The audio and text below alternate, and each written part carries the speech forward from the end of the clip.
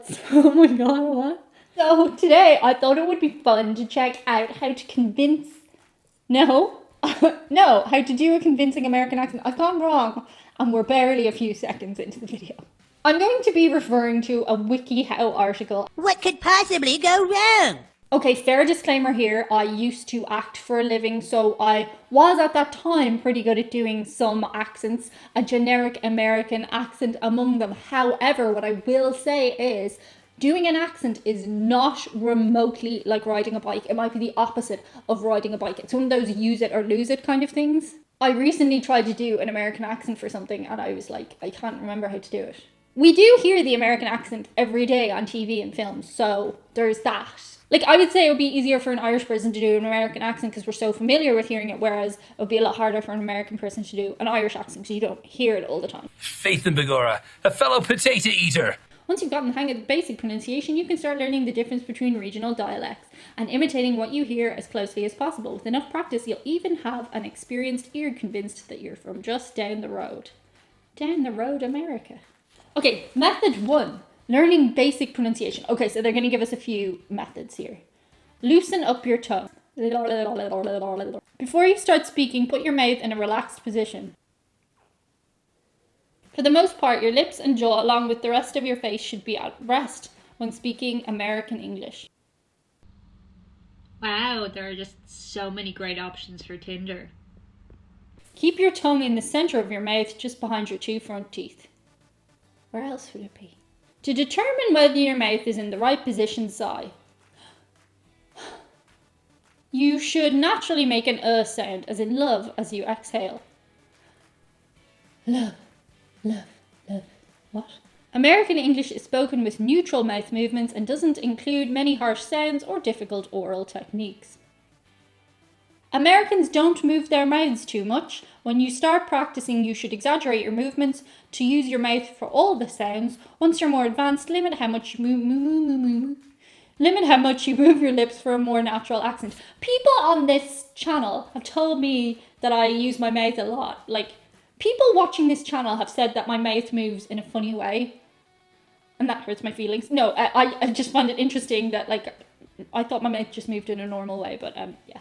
So he has an example here, and I have to say spectacular. Spectacular.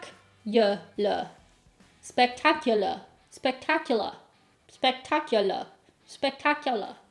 That doesn't sound like any American accent I know. Maybe New York on the L. Spectacular. Pronounce vowel sounds loosely. Now we're talking, okay. Generally speaking, American vowels are wider than they are tall. This means that the corners of your mouth will be doing more work than your jaw. Try not to open your mouth too wide or it may throw off your pronunciation. Watch the way Americans move their mouths when they say common English vowel sounds and try to recreate these positions yourself. Cheese. Fuel. Feed. Bleeding. See, I'm already trying to do the l, like Americans go l, but he hasn't told us to do that yet, so. Stress your or sounds. Keep your tongue in the center of your mouth and lift it slightly so that it points towards your teeth. But doesn't actually touch the roof of your mouth. Spoken with a hard or, with the exception of northern dialects. An or sound provides the emphasis in every word of a sentence like, there are 4 birds. There.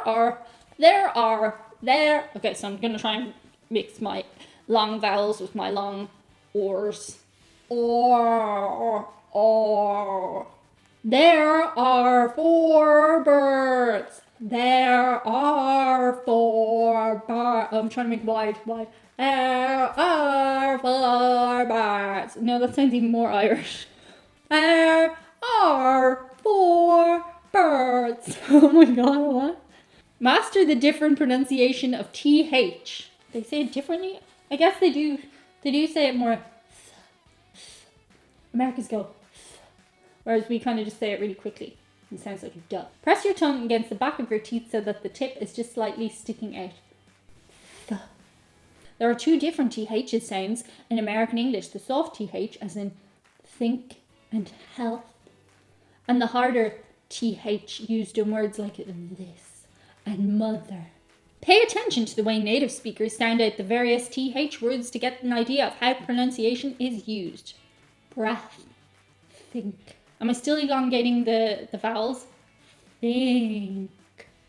Spend more time with native speakers. Well, we can't right now, Patrick, because there's a global pandemic. Sorry, panoramic. That's what we're supposed to say on YouTube.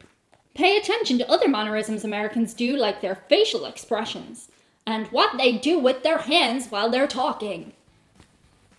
I use my hands a lot, so... If you have American friends, don't be shy about asking for their help. They may be able to offer you useful tips and exercises for refining your accent.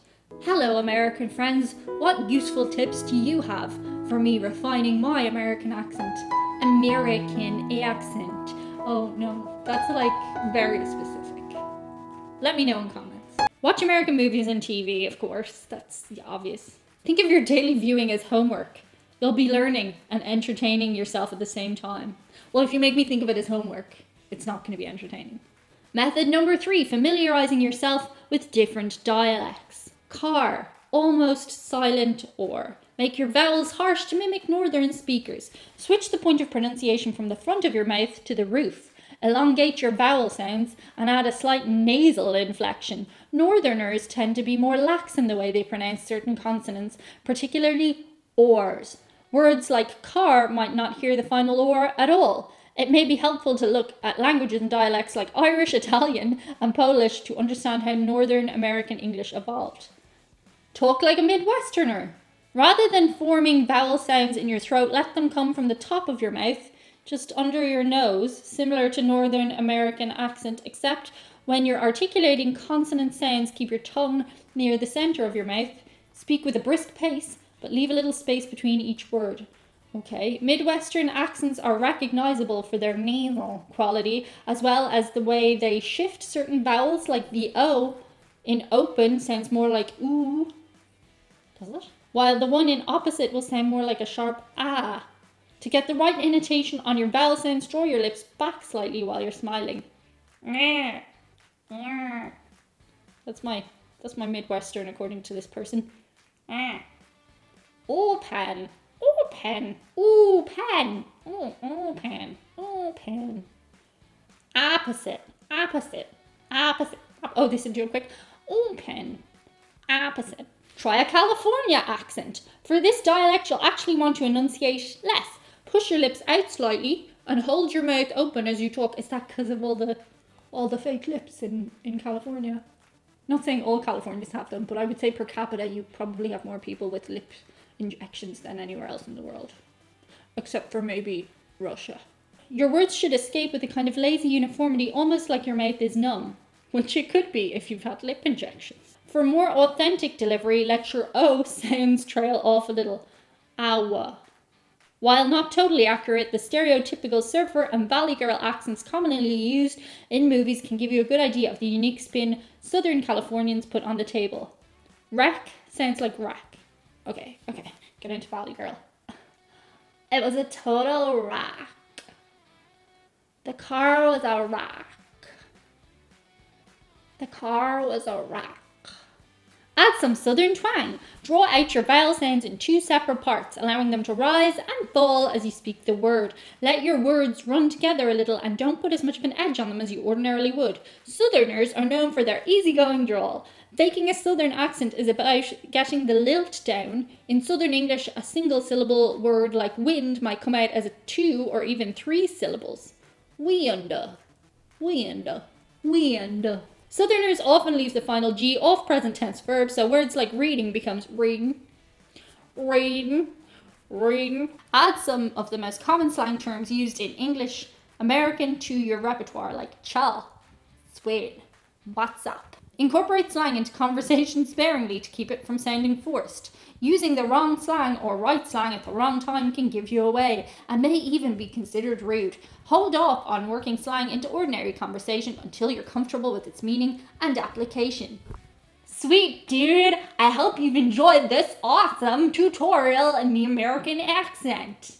I feel like I'm worse at the accent now than I was before, but for now, Chewy's gonna shout out some PayPal people in his American accent. Off you go, Chew, in your best American accent.